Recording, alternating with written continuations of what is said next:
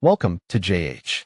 Have you been seeing those dogsuppy.com ads and wondering if these supplements actually work or if it's just another elaborate marketing trick? Let's dive in.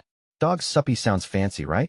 It's an online store claiming to sell 100% natural supplements that supposedly tackle everything from excessive itching to digestive issues and joint discomfort.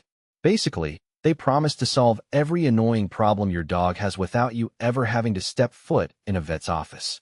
They've even got heart-shaped chews and dental sticks that are gluten-free and grain-free, because apparently, our dogs are now following the same high-maintenance diet crazes as we are. The website was registered back in August 2022, so they've been around long enough to know what they're doing, but are still young enough to actually care about their customers. What's actually impressive is the range of products. They aren't just a one-trick pony.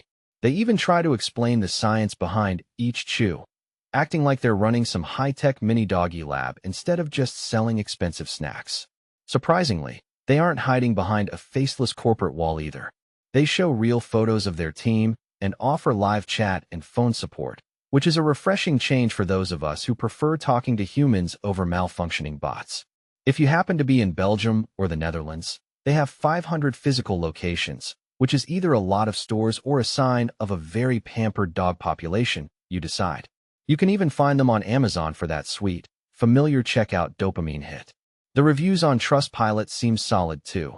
One owner mentioned their 13-year-old dog, Gatto, had teeth full of tartar, but after these supplements, the dog had a Hollywood smile without the scary anesthesia. It worked for Gatto, and with their fast shipping and responsive service, it might just work for your pup too. If you're tired of your dog's breath smelling like a dumpster or just want to feel like a superior pet parent, Dog Suppy might be worth a look. But hey, don't just take my word for it.